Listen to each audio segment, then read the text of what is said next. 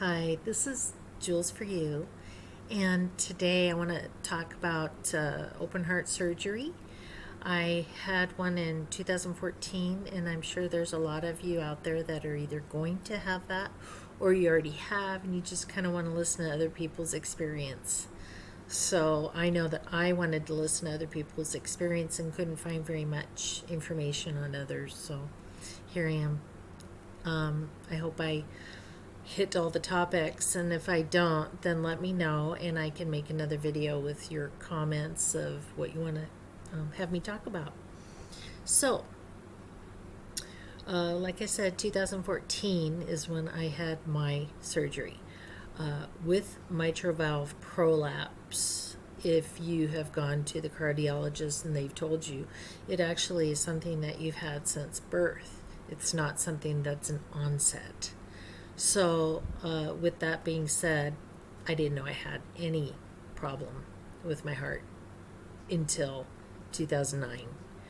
So, in 2009, I ended up wanting to build a pond in my backyard. And I had been single, gosh, probably then, been single probably about 15, 16 years. I have two kids, and my son was already out of the house, and my daughter was still here and in high school. So I started digging, and being a hairstylist at the time, I would work during the day, come home and dig at night. So I was busy. And anyway, so I built the pond about 3 feet deep by 18 by 15 feet, and it was grueling, but I was really excited and made my own biofilter by watching YouTube on how to do it out of a garbage can. And so it just was a beautiful pond. And then and it took me 3 weeks to do from start to finish. And one morning I woke up, I was having my coffee, and I started having chest pains. And the pains were gripping, squeezing, and then shooting pain up my jaw. So I thought, oh, great, having a heart attack. Just what I need. Wow. So I didn't have health insurance at the time. I was always healthy. I didn't really need it. You just go to one of those clinics and get medicine for when you're sick, and that worked out pretty good. Anyway, so I didn't call 911 or go to the hospital or anything. I just kind of sat there, kind of dumbfounded. What do I do? What do I do? You know? And so I just decided to kind of ignore it.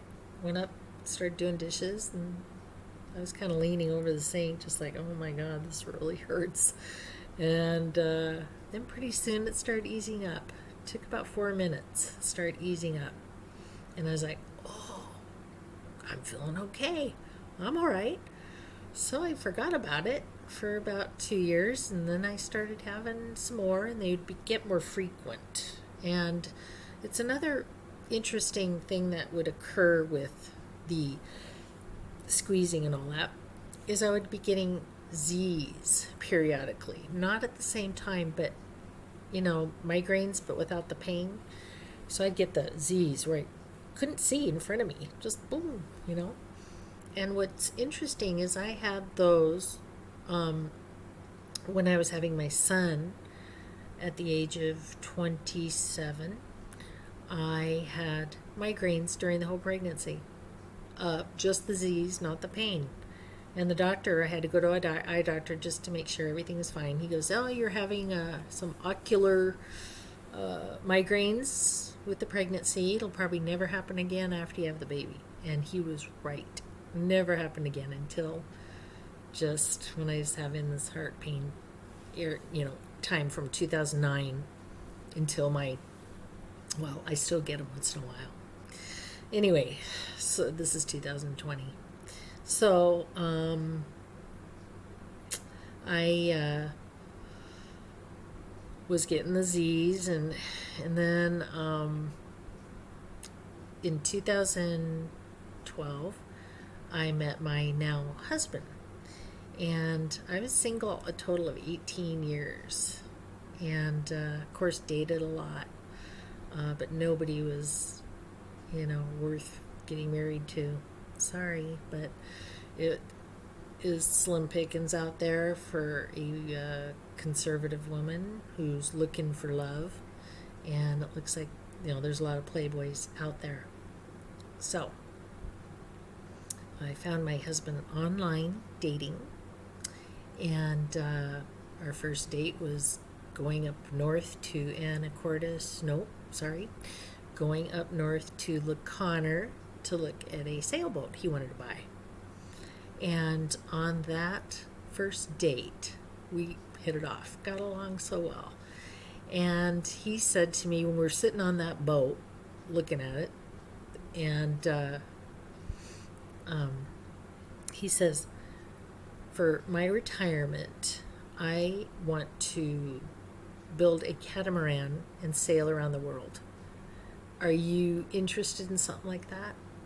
And I was like, well, he's really serious. He wants to know. I guess he had some bad experiences on women that said, oh no, I'm not going in the ocean. I can understand that. But I said, why not? Life's an adventure. Let's do it. He's like, okay, cool. And so he's actually building that as we speak up in Anacortes. And it's a 40-foot catamaran. I'll probably share photos and videos, excuse me, on that.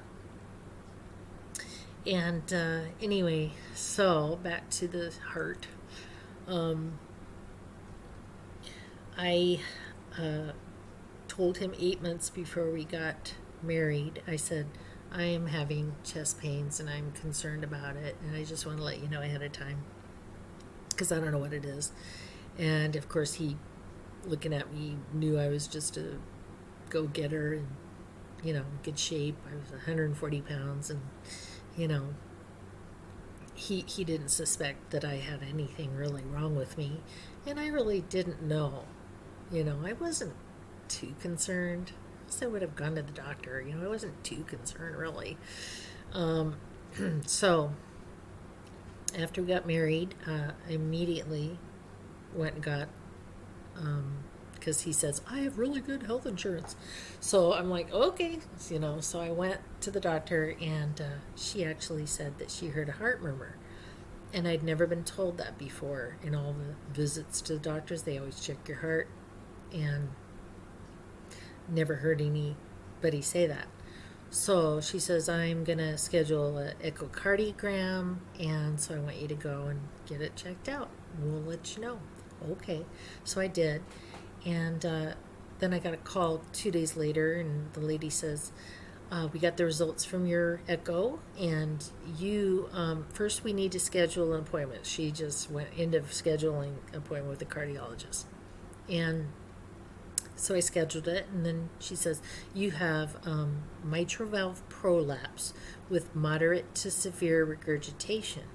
And I was like, okay, all right, yeah, okay. So when I hung up the phone, I looked it up, Googled it, and came up with not such good information for me. Wasn't looking good. In fact, they said that it'll only get worse, your heart, and go into congestive heart failure, and you'll die, basically. So I started crying, freaking out, called my husband. He's a firefighter. He was at work, and he's like, I'm coming home. So he came home, and, we just talked about it, and it's like, he's like, we'll get you fixed up. It's okay. We'll get you fixed up. He's very positive.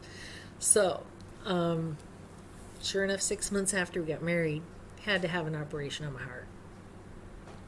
So during that operation, I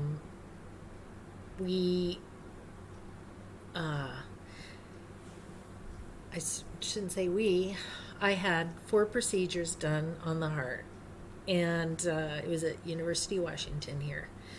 And And one of the procedures is called a maze procedure, where when they open up your heart, it is different than open heart surgery of, let's say the veins where they have to put a bypass and all that kind of stuff. Bypassing your arteries and stuff. They put in veins from your legs and stuff. Everything's on the outside. This is open heart surgery, so they open up your heart and they go in there and with this maze procedure, it's to help the electrical system. So they go in and score lines with the scalpel in your heart. So it makes it so that you don't have AFib, that kind of stuff. And then they did a isolation of my pulmonary vein. So they cauterized something around there. And then they did a procedure where anybody that has open heart surgery, they actually go in there and they cut off that very top protrusion, and they cut it because that area makes clots, blood clots. So they did that, and it was 8 hours. And coming out of the anesthetic, you're in ICU and you've got tubes and wires and everything coming out of you. You have leads coming out of your heart, I should say, because there's my heart over there. But anyway, leads coming out of your heart. And there's a box that you wear on your chest. And I think it's like a defibrillator and all these things that measure your heart. Anyway, so the tube still being in my throat, that was awful when you're waking up, because you are not allowed to touch it. You're strapped. And I wanted to pull it out because I couldn't breathe, and it breathes for you. But when you're awake, you want to take a breath, and it won't. It's just like you can't. Nothing blocked. And then it breathes, but it's not enough. And you feel like you're just suffocating the whole time. It was really bad. Anyway, hopefully that won't happen to you. I don't hear that experience too often, but I was really awake. And they wouldn't let me let that out of my throat till after 8 hours. So I was like, oh my God, crying, and my daughter's leaning over, and I'm like, help me, and she's like, I know, I'm sorry, Mom, I'm sorry. So anyway, I was in ICU for about probably 24 hours, and I was on the morphine and anti-nausea medicine, and I was on Oxycontin, and after about 3 days, I did not like the Oxy. I didn't like the way it made me feel. I felt like I didn't know when to breathe. So I told the nurse, I don't like this. Can I take something else, or is there anything else? Or she goes, well, how about the Tylenol 3? You seem to be tolerating, because that was on top of it. You seem to be tolerating that. Maybe we'll just stick with that. I said, okay, so that's codeine and Tylenol. And that worked just great. So, one of the side symptoms after you have open heart surgery is your heart feels like it's a frog, just boom, boom, boom, boom, boom, boom, just jumping around. It was just awful. So, I hated that feeling. That was awful. They also, I should say, for the mitral valve, when they were inside of there, I forgot the main part, is they put a Gore-Tex round ring in the place that the valve wasn't working right. It was prolapsing, so it was just flapping around, not doing what it's supposed to do, which is close and open, close and open. Mine was just like the, Anyway, so, yeah. So I have a Gore-Tex, and it was a repair, so I didn't have to have the mechanical, which is great, because at this point I don't have any blood thinning medicines or anything. I just am on metoprolol, and that is to slow my heart down. Because if I don't take it, it tends to race. I take it twice a day, and it's the time released, and it's only 25 milligrams in the morning, 25 at night, and that works out really good. It makes me feel pretty good. But it took me about 4 years after the surgery to finally get to feeling somewhat normal. I was so tired and weak, and just wanted to sleep. For the first year, I just wanted to sleep. Excuse me. So, in March of this year, 2020, I actually, every year have to go get an echocardiogram, and this year, I went and read my report, which I don't know if I knew how to read those before or even cared. I don't know why. But anyway, I read it, and it said that that my left atrium in my heart was severely enlarged. And I'm like, ooh, well, that can't be good. So that's the remaining effects from birth till now, that my heart expanded in that area and can't go back. So pretty much I'm on the road to congestive heart failure, and my EF is 56 right now. A normal EF is between, I think, like 60 and 70. So I'm not too bad compared to others that I know, groups that I'm in. But anyway, it's a slow progression of slowing down, and I did put on 60 pounds after the surgery, which is so sad because I can't get it off. It is next to impossible to, I've done fasting and stuff like that, and I'm not too bad about fasting. I can do that pretty good, but it's really hard to lose weight when your heart's not working very well. I cough. That's my main thing. I cough 24 hours a day, and it's just congestion in my lungs from the heart not working very well. So that's the remaining, problem I have. We're still going on that catamaran. We're going to do it. We probably won't go around the world.